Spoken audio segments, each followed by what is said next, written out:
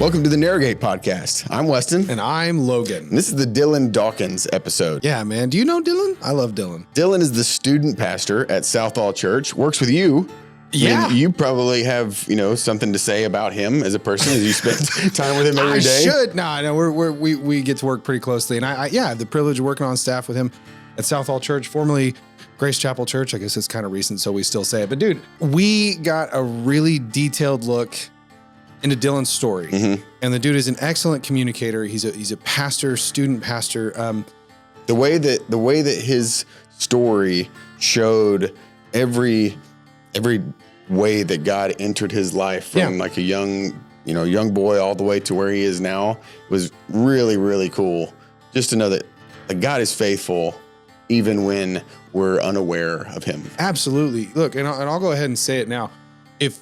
If you know somebody who you think needs to look into Narrowgate, if you know a young man who maybe has one foot in the door in the church or in faith or in a relationship with Jesus and the other one way outside that door, man, encourage them. Share this story with them. Dylan does such a good job of laying out his journey and what led him to Jesus and what led him to be all in with Jesus. And I think that's kind of what matters the most. Yeah, super cool.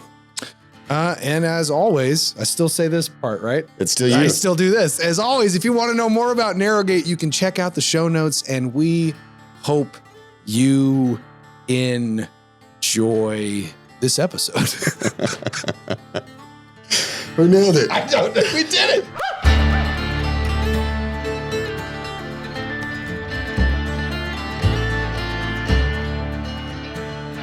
All right, Dylan. Answer two questions for me. Who are you and why are you here? So this is this is live. Oh, we're not just like convoing anymore. Oh no, the pre-convo is over. It's full on convo. Yes. So who am I? My name is Dylan, as you know, Logan, very well. I know too. That it's Dylan. Right, but Logan really knows. I really know. You know that his name is Dylan more than I know that his name is Dylan? Yeah, I guess you could say that. My name's Dylan. His last name's Dawkins. I knew that. Mm-hmm. Even knew that too. Better. Sorry. What's my middle name? Do you know that? William. Oh, my wife thought it was Michael, which I just don't think has a good ring to it. While Dylan she was Michael. your wife, she thought it was when we first started dating, she knew what my middle name was and just forgot. That's awesome. That's great. I feel like I knew this. Okay, my name's Dylan. And I am a husband. I'm a father. I am a pastor.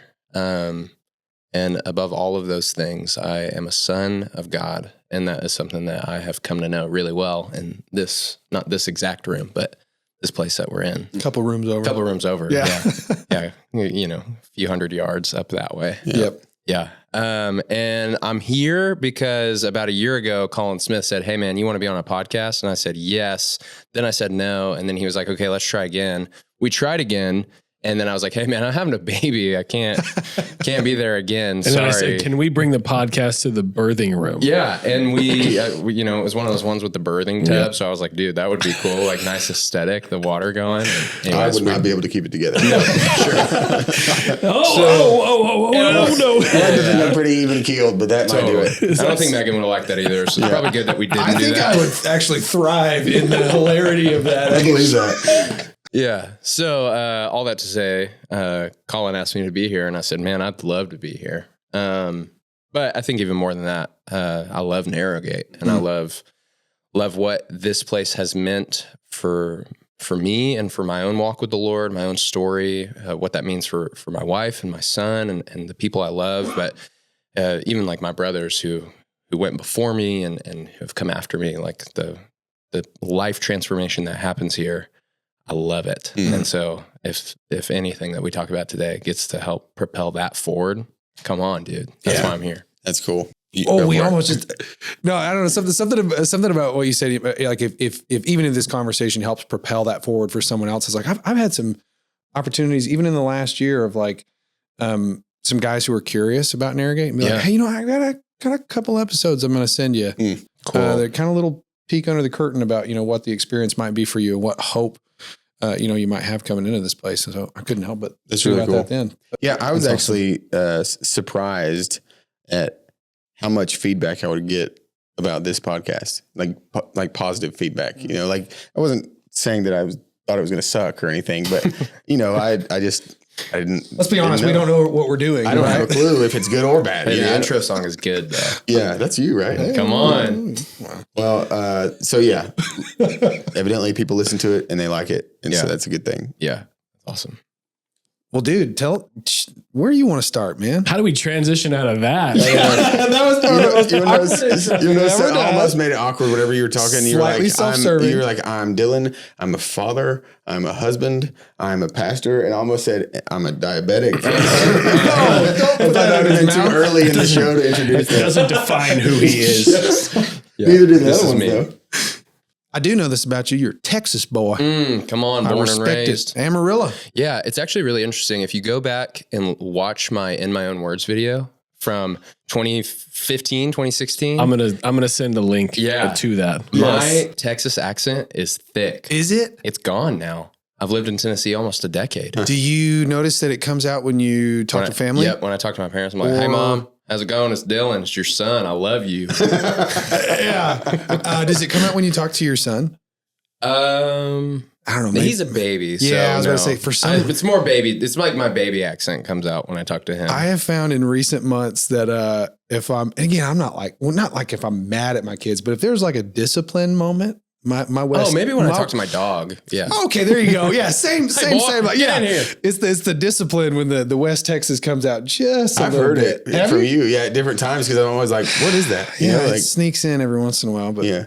But yeah, man, tell us about, I don't know, early life for you pre-Narrowgate. Yeah, I mean, start there. What about your life before Narrowgate caused you to move in that direction? Yeah. So, oh man, I am a preacher, so I can talk a lot and for a really long time. So I'm really going to try to like not do that. I'm not going to give you the full feature film version. Well, we'll try not to interrupt you if you get on a roll. Okay, great. That sounds And good. like, Colin will cut whatever it needs to cut out. Perfect. So okay. you just roll. So we could just go and you could figure out what sounds good and what doesn't. That's my job. Thanks, man. I love that about you.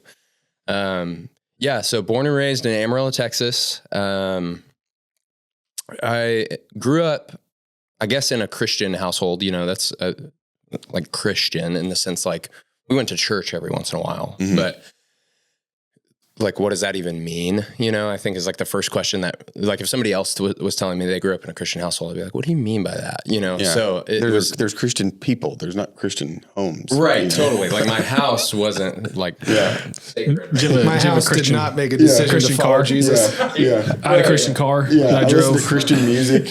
Like, I'm pretty sure Jesus didn't die for your I got this playlist. cool new Christian electric toothbrush I really like. That's right. That's so good. Oh, so anyways, I grew up in a house where we went to church predominantly, like, you know, like we were the CEOs or the Creasters, like Christmas and Easter only. Never heard that. You haven't heard that? That's a good CEOs, one. Christmas, Easter only. Mm-hmm. Cool. Thanks for sharing that with me. Yeah, you can keep that. I will. So anyways, we were associated with church. You know, I think one of the first songs I remember learning is Jesus Loves Me. I remember we would pray sometimes before bed, but like there was like these like little Christian actions, I guess, that were taken, but in terms of like being integrated into all of life, like that wasn't a thing. So I grew up with an affiliation with Christ, but not necessarily like an understanding what it means to like love the Lord your God with all your heart, soul, mind, and strength. Like that was a foreign concept to me. So I got invited to a youth group when I was in like 7th grade. And the way that I like to describe it is it was like nightclub for teenagers. So it was like one of those youth groups that's at a mega church, which I work at a mega church. So, you know, I hope that our youth group isn't this way, but it was like, it had like the cool skate park. It had the sport court. It had like the full snack bar with the fraps and the cool playlist playing all the time. And like, it just felt more like it was like a scene to show up to than it was like, really, it was like, and then we'll just tack on like Jesus at the end. And so I remember the only reason that I went to this place was because they had a basketball court, and every Wednesday night I could play basketball with my friends and not have to sit at home. I'm an only child, so I didn't have to sit at home by myself, and I didn't have to sit at home and do homework. It was like I could just go hang out with my friends and play basketball. And I remember just really like loving the aspect of just going to this weekly event. And I think it was the summer between my like 8th grade and freshman year. So the reason I call it nightclub for teenagers is because it was like before kids would come in, they were like getting high out in the parking lot, getting drunk out in the parking lot. There were kids like hooking up in the bathroom. There's like a rumor a girl got pregnant in the bathroom. You know, there's all these things like that they called it Blue. Blue didn't have BLU with the little German U that looks like a smiley face. You know what I'm talking about? That's bleu. Yeah. So, Bleu. yeah, Blue didn't have a good rap. And I think it was the summer between my 7th and 8th grade year, the church hired a new youth pastor because the youth group was essentially just being run by interns at this time. And they hired a new youth pastor, and he kind of came in and was just like, okay, like, yes, we want to reach lost kids, but we don't want to just like condone their sin. You know, like we want to, like we're called to make disciples. And so Ryan Grable is his name. He's a pastor out in California now at a church in Long Beach, but he came in and just essentially reformed the youth ministry in a really positive way, and really made like a great impression on me really early on of what it looks like to just be a guy who loves God and loves people. Like, and he did it so well. Like I remember he and I got like a really fun relationship. He played basketball, so we would play basketball every night after youth, like him and some of the other leaders and some of the other students. And I just saw this guy who loved his wife, he loved his family, and he clearly loved Jesus. And I hadn't seen an example like that. Like for me, Christianity was like this list of rules of do's and don'ts of just like prayers you have to pray before you go to bed, or you're supposed to read your Bible. And like for him, it was like loving Jesus consumed everything about him. And I was like, that's cool. Like I want to be like that, you know? So I think I really experienced like the love of God through Ryan as a 14-year-old kid. And then I think it was my sophomore year of high school, Ryan moved up into the college ministry, and they hired another guy to come in, and his name was Daniel. And I liked Daniel even more than I liked Ryan. Like we connected even more. And I remember my sophomore year of high school, I'm like, dude, I want to do youth ministry. Like I love both of these guys, because Ryan was still around. He was like over all of these ministries at this point, running the college ministry. And I would just come in like through the week, I'd like hang out at the church, and like they were just doing their work in the office, and I just come hang out with them. And I was like, this is what I want to do. Like you guys have the best job ever, you know? And I think through all of that, again, I don't know if it's like my upbringing, or even, we could get into the theology of like, how does the Holy Spirit work, and when are you actually saved? Right. Like, was it when I was 7 at VBS and I prayed that prayer that one time, or was it, when I was 16, like laying on my deathbed, like begging God to save me? Like, was it then? Like, was it when I went to Narrowgate? Like, I don't know. I feel like I've been saved so many times, but I feel like in all of these experiences of growing up in youth ministry, I always had an association with Jesus. So maybe like an acquaintanceship, it was like I knew who he was. I knew what it felt like when he was in the room. Like I was familiar with some things that he had said, but there still wasn't like that. Like he has total control over my life. Like he is Lord, that was still like a foreign concept to me. So long story short, Daniel moves up into the college ministry because Ryan's now going to plant a church in California. So Daniel, rotating door. We're just rotating youth pastors here, which is kind of normal, right? Super normal. And it's like the highest turnover position in a church. I think the statistic is the average lifespan of a youth pastor in a church is 2 years. So wow, crazy. Maybe even 18 months. Yeah, I think I heard it was like a year and a half. Yeah. So anyways, Daniel moves up into the college ministry. Ryan goes on. This is the summer between my junior and senior year in high school. And right before Daniel left, we, instead of doing like youth camps, we would do these youth road trips. So one year we did like a tour of Texas, and one year we did a road trip to California. And this year specifically, the summer between my junior and senior year, we took a road trip to Birmingham, Alabama to go to some youth conference. And as we're on our way there, we're taking Interstate 40 out of Amarillo, through Oklahoma, through Arkansas. We're driving into Nashville, and then we're going to hit 65 South going down into Birmingham. And we stop in Nashville, we get lunch that day, And then we're like, okay, next stop, Birmingham. We get in the vans. We're in the vans for like 45 minutes, and our youth pastor takes this. There's like 3 vans, and he's in the lead van driving, and he takes this turn and goes off some random exit in the middle of nowhere in Tennessee. And we start driving down all these back roads, and it's like, where the heck are we going? And then we all lose cell service, and we're like, what is happening? Like, where are you taking us? And none of the leaders will tell us anything. Like, they're all just like, guys, like, They kept it a total surprise? Total surprise. They're like, we're just like, you'll see when we get there. Like, we're just taking a detour. We're going to Birmingham for the youth conference. It starts tomorrow, blah, blah, blah. So we're just like all freaking out. We start driving down this road that has like this tree canopy, you know, like the tree tunnel that's on either side. And we take this right into this long driveway that winds around, and we go up this hill, and we pull up to this barn, and we're like, where the heck are we? And we get out, and there's all these guys who are just like, look like they all are mountain men. Like, they all have long beards.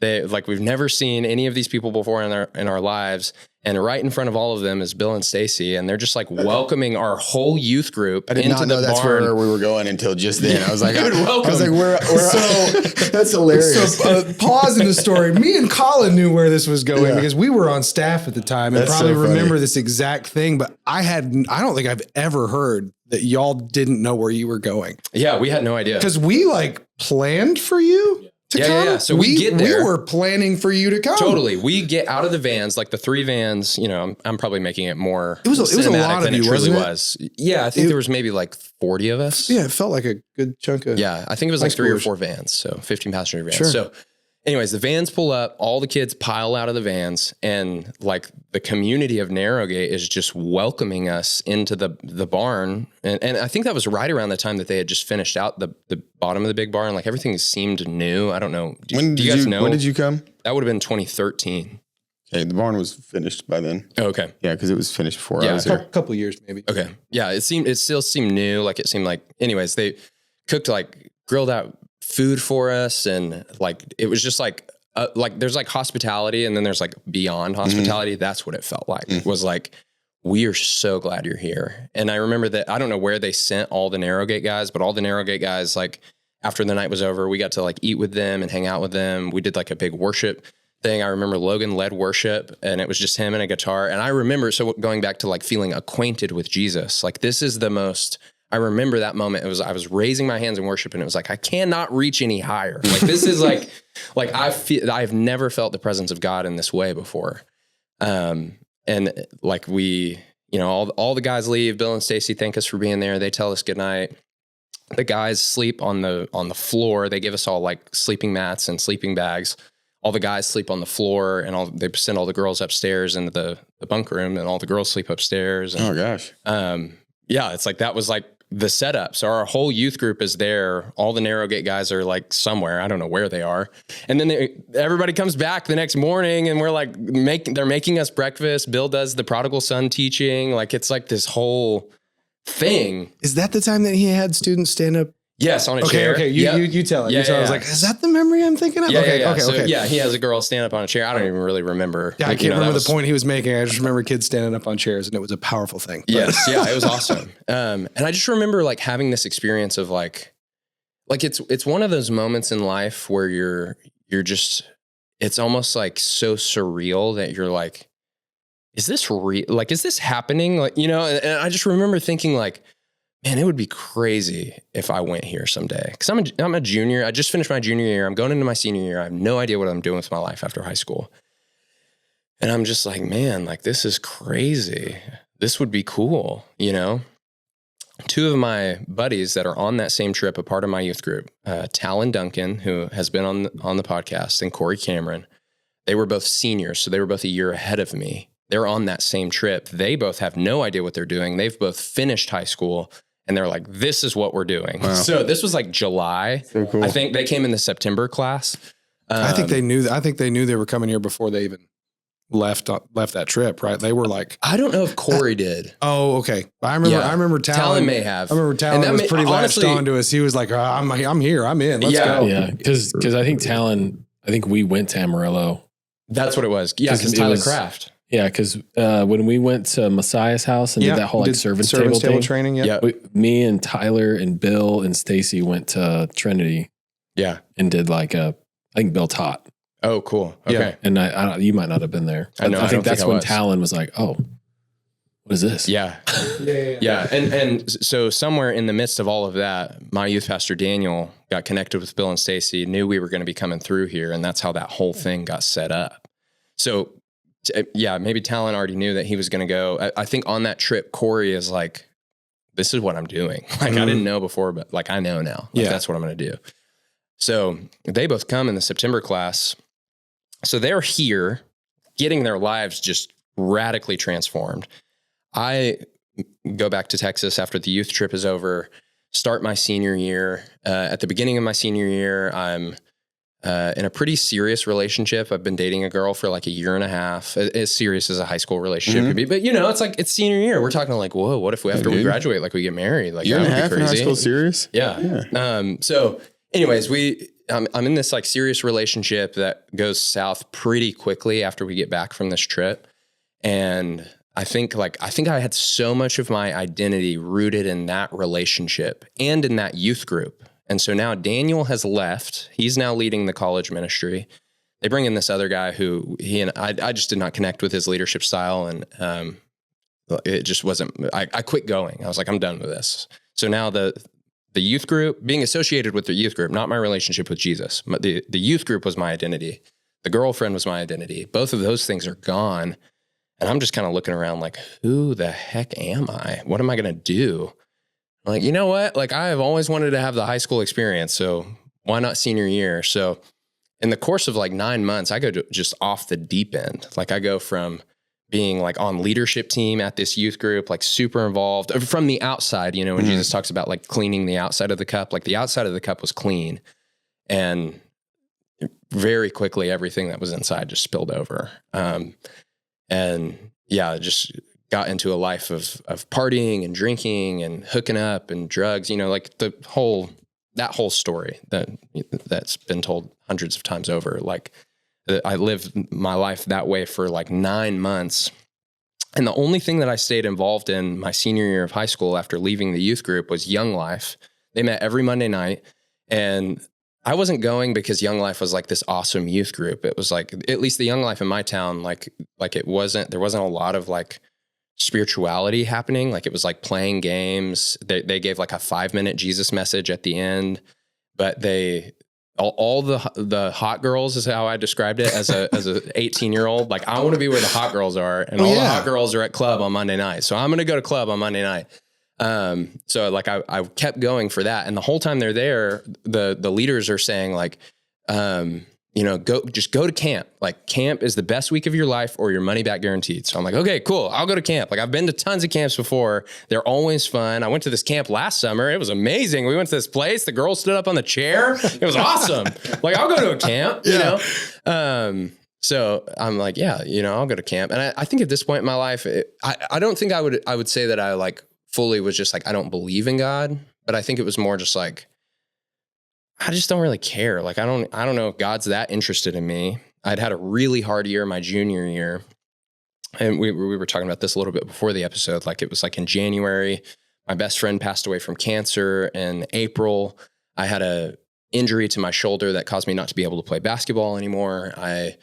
In August, my appendix ruptured. 2 weeks after that, I got shingles. And then in December, on my 17th birthday, I got diagnosed with type 1 diabetes. And so it's like in the course of 12 months, it's like, whoa, that sucked. I'm like still recovering from the whirlwind of all that. Then I lose my youth group. Then I lose this girlfriend that I really thought I was going to spend the rest of my life with. And now it's like, whoa, well, who am I? And what am I doing? Like, why do I even exist? Why am I even here? Why am I here? Those are good questions. Remember those questions? So I'm asking those questions as a 17, 18-year-old senior in high school, throwing my life away, just trying to find something to fill that void. You know, and I don't even think like I grew up in a family where addiction was all over the place. My parents struggled with it. My extended family all struggles with it. I don't think for me it was even necessarily the substances that I really wanted as much as it was the validation of like, this is what everybody else is doing. And I want to be wanted. I want somebody to want me, you know? That's interesting to like think, two people can struggle with the same addiction for different reasons. Yeah. Like for you, that those behaviors, the drugs or the alcohol or the partying was in search of a sense of acceptance, and significance. Yeah, a place to belong. Yeah. Like I struggle. I had the same, same story, drinking, party, and all that when I fell off the deep end. But I feel like looking back, mine was to escape. Yeah. To numb. Yeah. I had just experienced some things that hurt really badly, and I didn't want to feel that again. Yeah. And so then like the drinking and the partying and all that was to make sure that stays behind this curtain. Yeah. Totally. I just, when you were talking about that, I thought it's interesting that you can pursue the same activity or behavior looking for very different things, but it all fits together and looking for fulfillment, looking for, life. Dude. Yeah. Yeah. And, I'm sure there's some of that in mine as well. Sure. Of like, the pain of all the things I'd never dealt with or talked about, like just like trying to shove all that in a closet and cover it with like, well, at least I don't have to feel it when I'm doing all this other stuff. But anyways, all that to say, I stayed involved with Young Life because I wanted to have this experience of being around the hot girls on Monday night or whatever.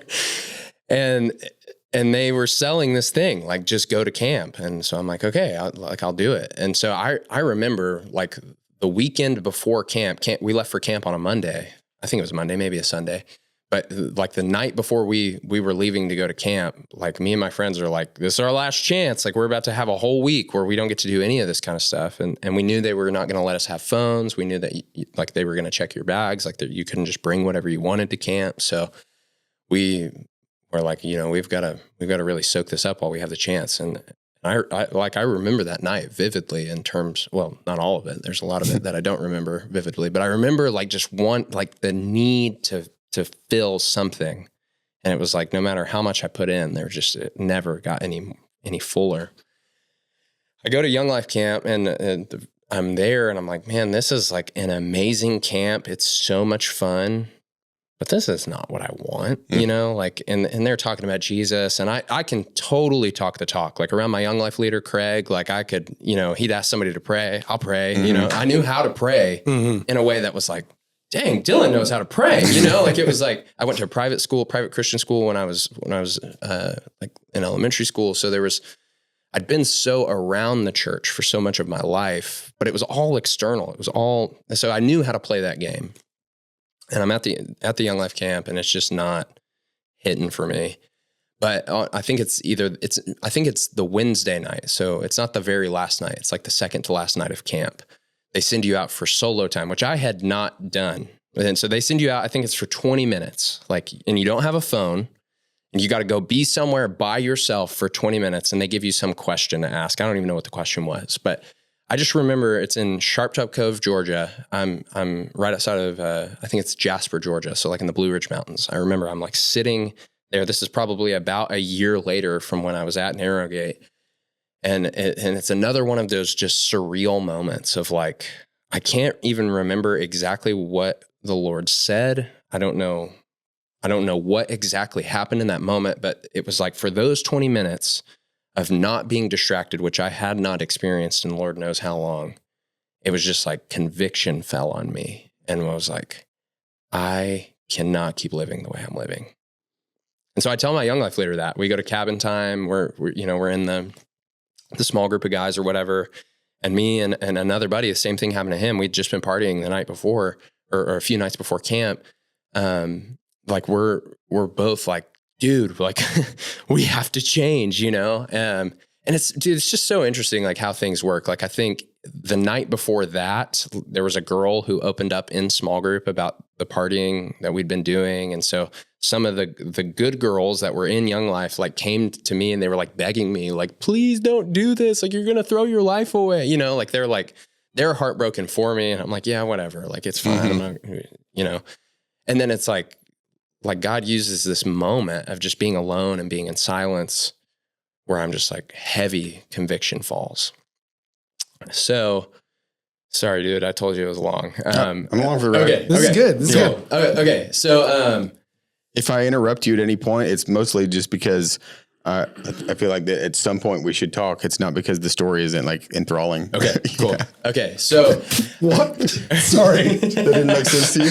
I was going to encourage you to say, we love a good story, and this is a great story. Cool. So, Okay. bro, keep going. Okay. So I'm there, Blue Ridge Mountains, moon shining. It's beautiful, right? Yeah. And More adjectives. yes. Conviction, heavy. It's great. I go home from camp and I'm like, I'm done, dude. You know, like I remember I deleted Instagram off my phone. I deleted my Snapchat. I was like, I'm done with that way of life. And that lasted for all of about 2 weeks. You know, you get the camp high, the camp high burns off. I remember I'm doing like my 30-day devotional. Sidebar, in the bunk room of camp, I'm like rolling craps with guys. Like I cleaned out my whole cabin. I took like $200. With those $200 that I took from all these guys, the money their parents had given them to buy stuff at camp, I took it all from them playing this stupid gambling game at church camp. And I used it to buy like this Bible and this devotional, you know, so it's like, hey, man, you won that money fair and square. Yeah, like, bro. I rolled sevens and that's all that I needed. There's no conviction there. Yeah, totally. So, you know, I've got my new Bible, I've got my new devotional, and I'm like, I'm going to do it for 30 days. I think I got like 8 days into it, and then that all faded away. And there was a girl that I had become friends with at the camp who, you know, that went south really fast. So it was just like, there was something in me that knew, like, I can't keep living this way. And then there was something else in me that was like, you must keep living this way. And that, in what is it, Romans 8, where it talks about the flesh and the spirit are at war with each other. Like, I didn't know it at the time, but looking back on that was like, dude, that was like, I was in a battleground, and it was like every day being pulled between these two different things. Now that I'm graduated from high school, I'm old enough to go to the college ministry at the church that I grew up in, which is the college ministry that Daniel leads. So I start going, and I'm like, okay, Tuesday night, I'm like repenting, I'm convicted. God, I love you. Help me to love you. Friday night, I'm out doing the same old stuff. And it's just this back and forth. And James, it talks about, it's like the man who looks in the mirror and walks away and forgets what he looks like. He's tossed to and fro by the wave. Like, that's, my life felt like that. Like, I was just stuck in the surf of wild. Like, I love God. And then, man, I'm pulled back into the world. I love God. I'm pulled back into the world.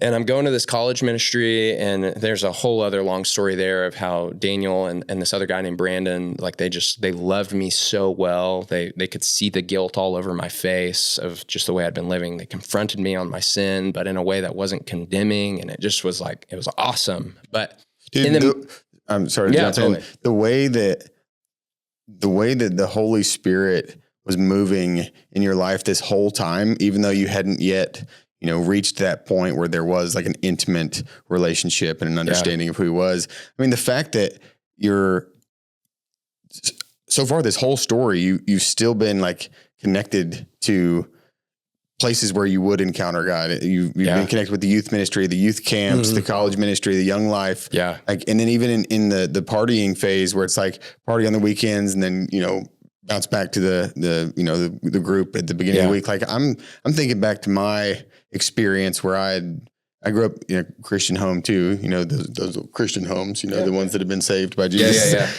and went to church and went to the camps and stuff and all that, like through high school. And then when I went to college and started partying, that was all done. That was like, okay, I'm past that phase. Like there was no struggling back and forth. It was just like, I'm here now, you know, like that part of my life is over. I'm not going to church anymore. I'm not going to Christian oriented, you know, events or gatherings. I'm just all the way in this. And so like to hear you talk about that bouncing back and forth is like, you were like God had you, dude. He kept drawing you back to him all this time to build that relationship that you were ready to step into. Dude, At least I assume that's where the story's going. And not to jump too far into the future, but I'm listening to this with the ears. Cause like, I know you're an amazing pastor and you're an amazing student pastor.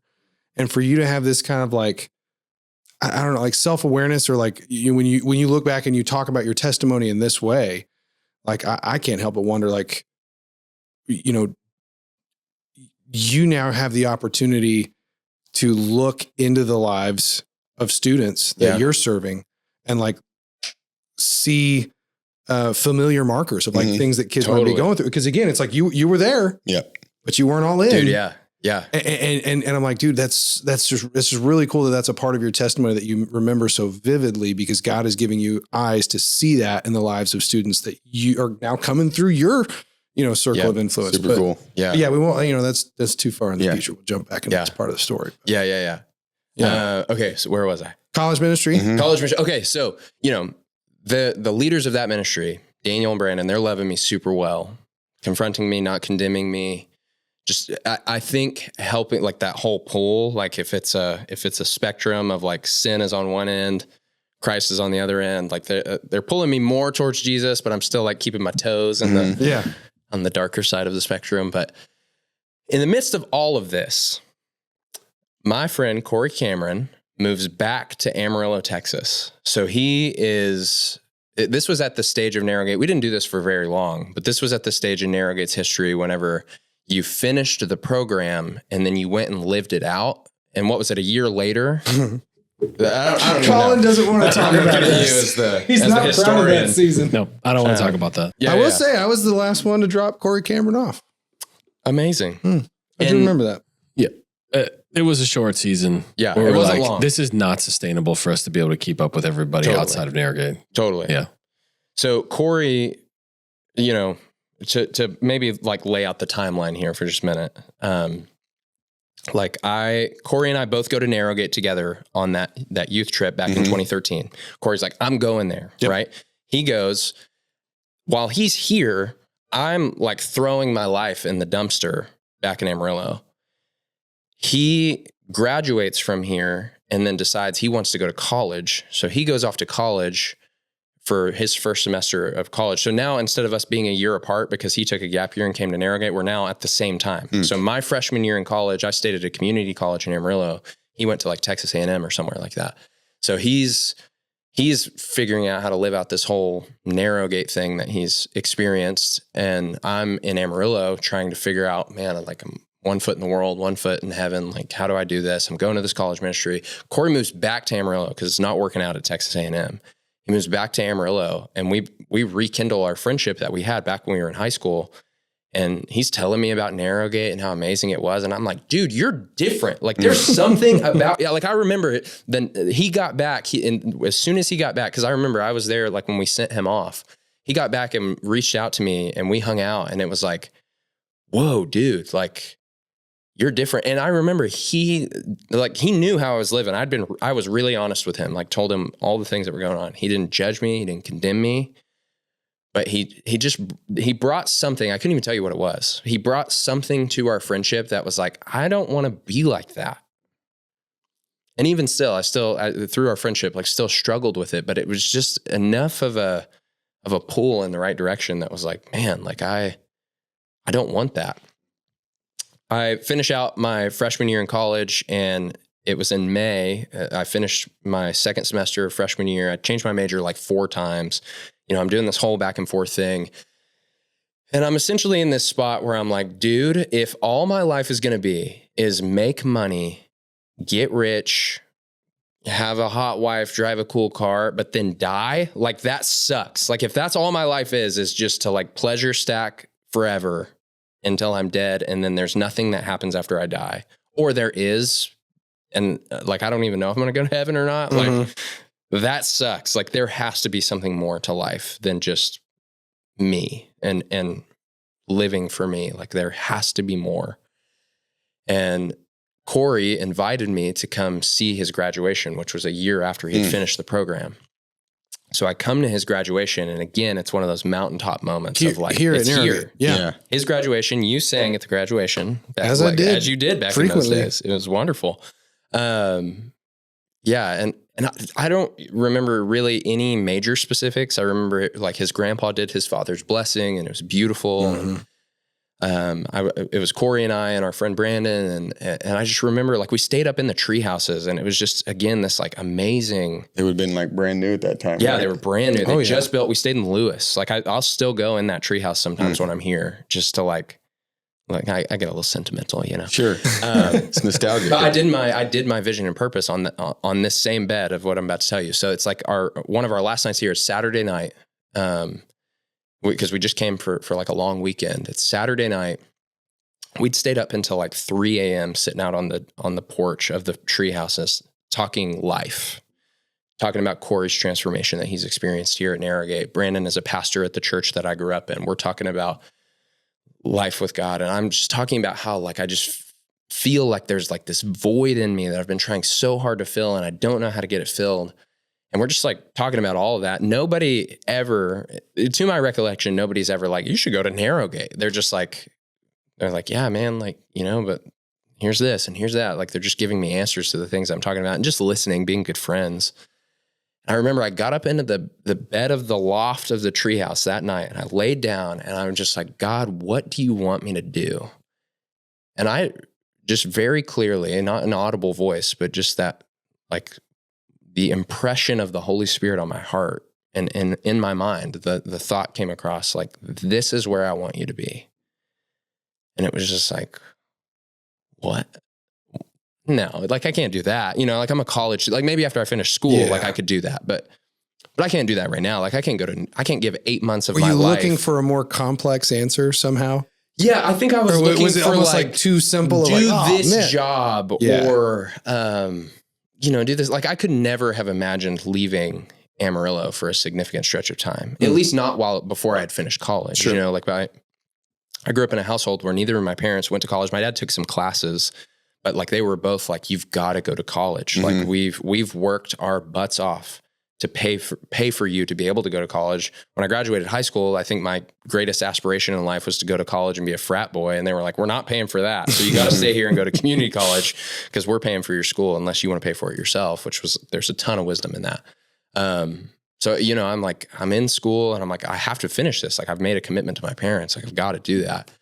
And the Lord's like, this is where I want you to be. And I just remember being like, dude, there's no way. So we stay up till like 3 a.m. That's like 3 a.m. Saturday night, Sunday morning, whatever you want to call it. We go to Grace Chapel, which is now Southall Church. That Sunday morning, I remember I'm sitting in the very back row of the balcony, and they have those like sound absorbing pads on the walls, like these up here. And I remember I like leaned my head back and fell asleep during the sermon. And it was just like I just was not there. But we came back to the lodge that evening, and I remember, no, it was Monday morning before we left. We were leaving Monday. Monday morning before we left, I had the opportunity to sit down with Bill down in the living room of the lodge. And I just told him all the reasons I shouldn't go to Narrowgate, but I think God is asking me to go to Narrowgate, and I don't know what to do. And he essentially just looks at me and is like, well, buddy, if God's telling you to do something, like, who are you to tell him you have something more important to do? I'm like, dang it, Bill. I was about to say, that sounds like a really easy tee up for Bill. It's like, hey, here's all the reasons I don't want to do this, but God said I should. I'm like, all right, Bill, finish him. Yeah, finish totally. him. Yeah. Fatality. Fatality. Yeah. So anyways, you know, that was like super, super convicting. So then, you know, we have a 14-hour drive back to Amarillo, and I'm just hanging out with Brandon and Corey talking about all these things and why I should go, why I shouldn't go. I get back home. I don't even think I'm home for 2 days. And I tell my parents, I have to move to Tennessee. And they're like, you want to move to Tennessee? You want to drop out of college, move to Tennessee, live in the woods in a tent and read the Bible. That sounds like a cult. Like, how do we know that this thing is legit? Like this is not for you, you know, because like, I'm like 19 years old at this point. Like I'm young, not that long before I was like trying to go just drink my life away as a party boy in college. So my parents are like, they know, like, are you sure you know what you're doing, what you're thinking here? But we had Corey over for dinner at our house, and Corey just explains to them like the whole process. He walks from foundation to service, exactly how it worked for him, what the experience was like, and essentially just tells them his whole testimony of how it changed his life. And at the end of it, my parents are like, okay, let's think about it. And they think about it. And I tell them, like, I feel like I have to do this, and I'm going to do it, but I really don't want to do it without your blessing. And it came to the point where they were like, okay, if that's what you want to do, like, we'll support you to do it. So that was in, May, June of 2015, September 2015, I show up in the September class. And I'm thinking in my mind, like my impression of Narrowgate is the junior and high school trip, like welcome to the barn. It's like Disneyland in the woods moment, right? Yeah. My impression of Narrowgate. Maybe we should quit doing that because it kind of puts the wrong impression. No, we don't do that. No. Yeah. But my other impression of Narrowgate is the transformation that it's produced in my friend Corey's life, and some other guys. We're keeping that. Yeah. He just left out some of the bad parts conveniently. Sure. And then my other impression of Narrowgate is his graduation. Like everything that the program builds toward. Highlight. Yeah. And I'm like, this is going to be epic. Like it's going to be like Young Life Camp mixed with road trips, mixed with summer camps. Like it's just going to be the best 8 months of my life. Money and then here comes guaranteed. Iron sharpening iron. And you're like, And then, okay, now you're in a maze. Yeah. And I show up and I sit in the living room of the lodge, same room that I just had a conversation with Bill a few months earlier. Dude, if God's telling you to do something, who are you to tell me you've got something more important to do, right? That same room, I'm sitting there. I'm like as happy as can be, excited to be there and nervous. And sitting around me is a dude who is coming down off meth, another dude who's coming down off heroin, and they both just can't even hold a conversation. Another guy who's pretty similar to me. He grew up in Lubbock, Texas, which is just a couple hours south of Amarillo. So, and we're kind of there for the same reasons, it seems like. And then another dude who I actually knew from high school, from my same town, who I hadn't seen, and I didn't know him well, but just like his reputation was like not good. And I'm like, what? There's 5 of us in the class, and I'm just looking around. I'm like, what the heck? Like, this is not what I signed up for.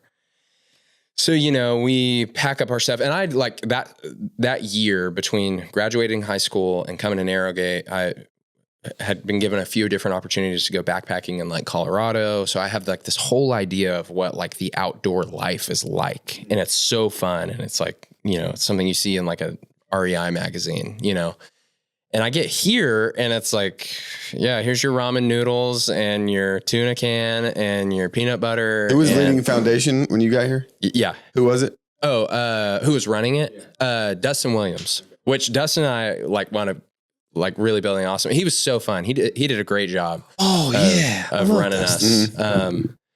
But yeah, it was him. And then I think Ben Barton was like the foundation intern at the time. So those 2 guys are like getting us all set up. They take us up to the hill.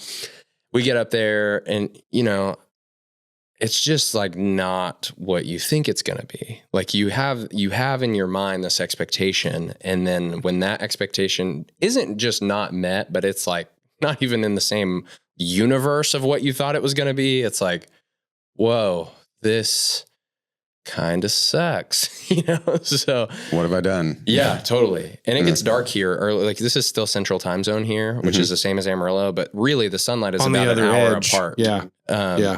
So it's like in September, I think it's probably dark here at like 6:30, which it didn't get dark there till like almost 8. And so it's like 6:30, we've all eaten dinner. We don't have anything to talk about. One of the guys is laying in his tent moaning because he's detoxing from meth.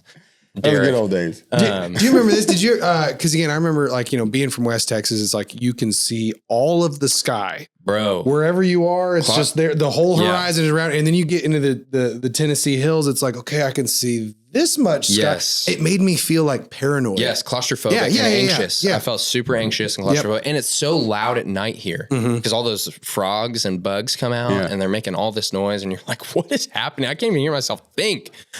So I'm like laying up on the hill. I get in my tent, and I remember I just got in my tent. I just cried. And I was like, this sucks. Like, I hate this. I remember I have this really angsty journal entry of like, I hate this. I think I've made a mistake. I don't think I heard God. Oh, I was dating a girl at the time. After my first night when it rained real bad and my tarp blew away. Yeah. Yeah. I had a conversation with Rob recently. I was like, do you remember how many times I tried to leave during the first 2 phases? Because again, it was like a 6 phase thing when I started. Yeah. But like, he was like, oh yeah, I can remember a handful of times where I had to talk you back Oh my gosh, you're one of those. Oh, Yeah. oh, I was walking down every other day. One of those. I was, dude. And it was usually a conversation with Rob that got me back up on the hill, which is just nuts. That's good. Way to go, Rob. Now Well, it's your boss. that actually, that's inspiring to me actually to hear that, like, Bro, those are some of the most important conversations you'll ever have with students, because whom I love and respect and admire. You were one of these guys that comes down every, 2 or 3 times a day. Almost 20 years later, they could look like me or even better, God willing. Well, good. Man, I mean, obviously, not what you expected, challenges. And again, I think as you know, probably more than a lot of us, these challenges are designed to bring us to a place of like relying on God in ways that we never have. Totally. And bringing us to a place to know that, like, okay, we really need something different. Yep. We don't just want something different. We need something different. And that's only found in Jesus. Yep. And so, one of the things that is cool about this place is the challenges are everywhere. Yeah. And they're not what you would expect them to be. Like, physical, to your point, relational. like there's the hill, which is uncomfortable. You hike up there and you sleep outside and you have ramen for food and all that. But the challenges are designed to, like, whatever you think it is that you're supposed to get out of an experience, or you're going there to experience God or whatever it is. The challenges, it's like the illustration where when you melt down gold and the impurities rise up to the top and they have to be scraped off. Like, it's bringing up things in you that you didn't even know were there to begin with. Totally. And they get scraped off, and you don't realize that you needed that fire to even figure out what that thing was that needed to get scraped off. And so that's what I like about the challenges here is like guys come in, and I see it every orientation day. Guys come in, they may have even been on a tour and seen the place, but that day one starts and they're like, I wasn't prepared.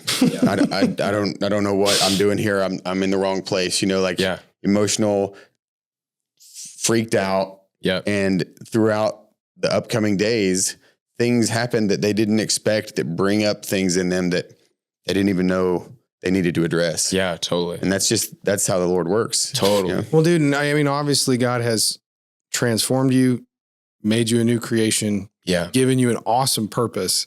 And, before we run out of time, I think it'd be remiss if we didn't go back and touch on something you said at the very beginning of your story, which was like going and hanging out with these youth pastors in their office and going like, you guys have a great job. I want to do this one day. Yeah. And now here you are, like a student pastor. Yeah.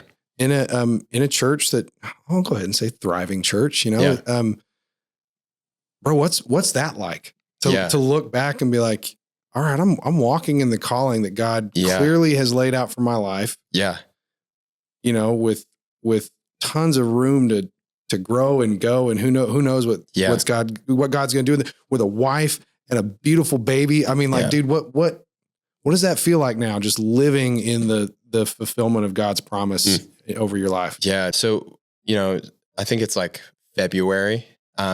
We're doing deep clean on a Saturday, and Bill gets us in the living room and he's like, all right, guys, today what I want you to do is while you're doing deep clean, don't just do deep clean, like pray and spend this time with God as you're doing deep clean.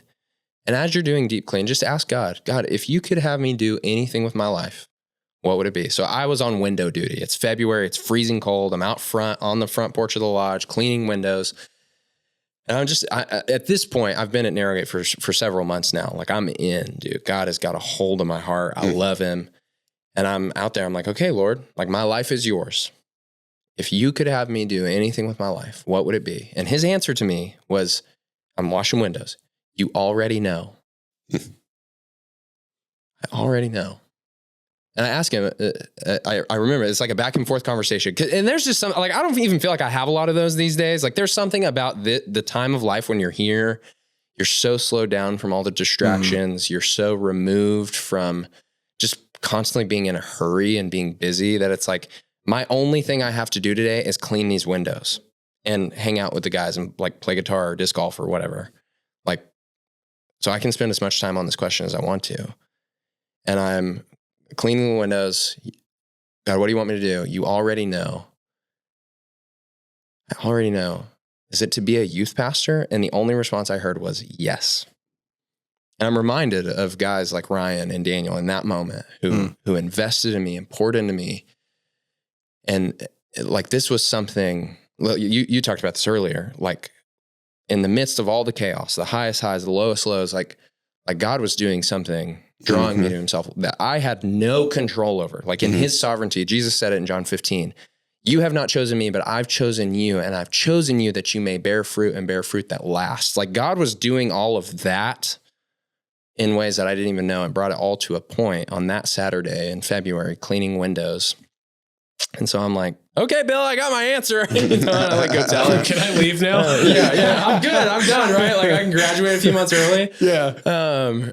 And he just, I think, puts that information in his back pocket. And long story short, he hears about an internship happening at the church and in the middle school ministry, a summer internship. And he's like, hey, like, I may have something for you if you still want to do the whole youth ministry thing. And there was an opportunity to go work at a camp in Texas and a few different things, but there was this, just this thought that came into my mind, like, okay, what's 3 more months in Tennessee? Like I've already been here 8 months. This is at the end. You know, I'm working on my vision and purpose. I'm working on figuring out what my next steps are going to be after I graduate.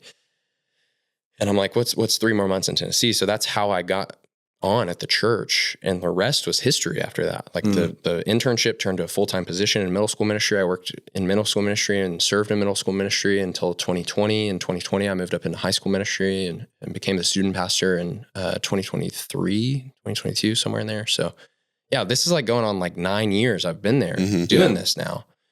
And to answer your question, like over the last 9 years, there have been a lot of really great days and a lot of really hard days. And on the hard days, there's days where you're fried, you're burnt out. You're like, does any of this even matter? You know?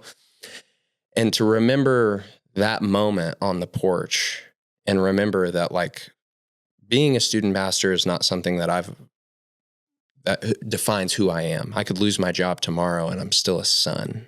You know, that doesn't change.